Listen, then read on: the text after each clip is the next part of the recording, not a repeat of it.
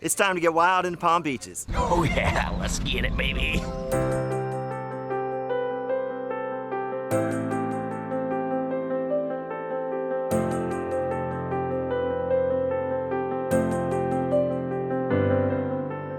Hey everybody, I'm Benji Studt with Palm Beach County's Environmental Resources Management. We are out here today in the amazing Lake Worth Lagoon estuary. Absolute favorite place in this county, I swear.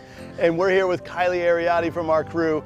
And specifically, we're out at one of our newest restoration projects, this mangrove island, Tarpon Cove. These are mangrove islands that we've built. They're home to listed shorebird species that are nesting every year. But Kylie, why are we standing out here today? So we're standing out here today. We have a really special project going on. We have Coniston Middle coming out to join us for a living shoreline planting right over here at Munso Park. They're gonna get their feet wet, their hands dirty, and hopefully we'll get some critters in their hand and be able to show them what's living here in these habitats in Lake Worth Lagoon. So today is all about connection with this amazing estuary. So to connect these kids, we need to go find these critters, right, Kylie? Yeah, let's see what we can find out here. I'm already ADD looking around. Let's get to work.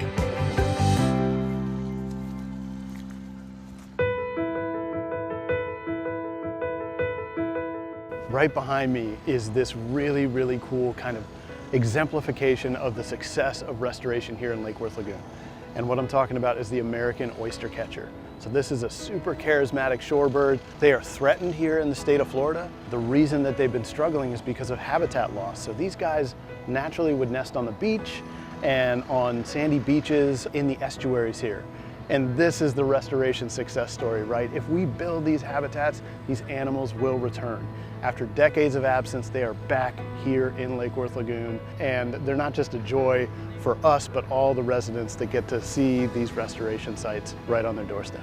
So we have a seine net here. We're hoping to catch some critters with it. Alicia and I are gonna be pulling it through the shallow water here as the tide goes out, hoping to capture fish, maybe some crabs. Who knows what we might come across here on Tarpon Cove. All right, so right here, this is kind of an example of the abundance of these restoration projects. These are all fiddler crabs, and these are just a few from the thousands and thousands that are walking around these islands in the intertidal zone. I love these days. I love these days because when I was your age, these days were my favorite days. The days when I can go outside and explore. These guys are killing it right now. So we are planting red mangroves and Spartina grasses, and here in Lake Worth Lagoon, this is going to be a habitat, but also protection for these storm waves when we have our hurricane season. So we're really reinforcing what's otherwise a concrete wall with a better natural barrier. To work with all levels of the community, from the city to the county commission to city commission to the neighbors, trying to educate them of the importance of greening up our shoreline. You have to work with agencies to get the grants, you have to work with permitting agencies to get permits here, work with contractors to get it actually built, but the best part is today, planting these mangroves. You know, 6th grade has shown that this is the time for them to get out.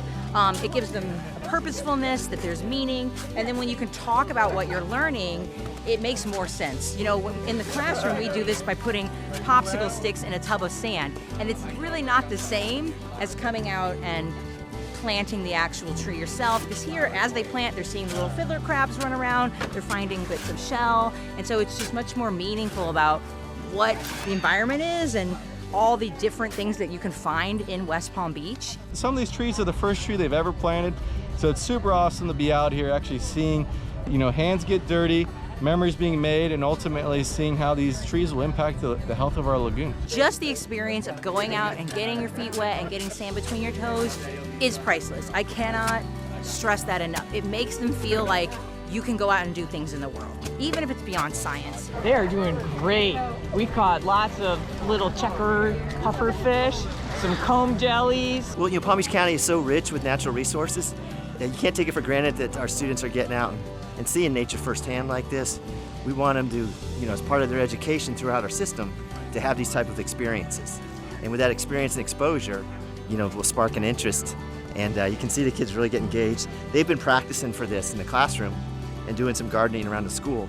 But to get out here with this crew and do some really meaningful improvement to our ecosystem is just incredible. They're doing great. Our kids are seining. They're just learning all these new skills of how we monitor our estuaries, how we capture different things like puffer fish, jellyfish, different species of crab. It's been awesome. I think the word community is very important, and I think the word school community are very important to us, and it shows our local community and our school community that our kids are invested in making a difference and improving the environment here for everybody to enjoy. For me, engaging like this with our backyard is what it's all about, right?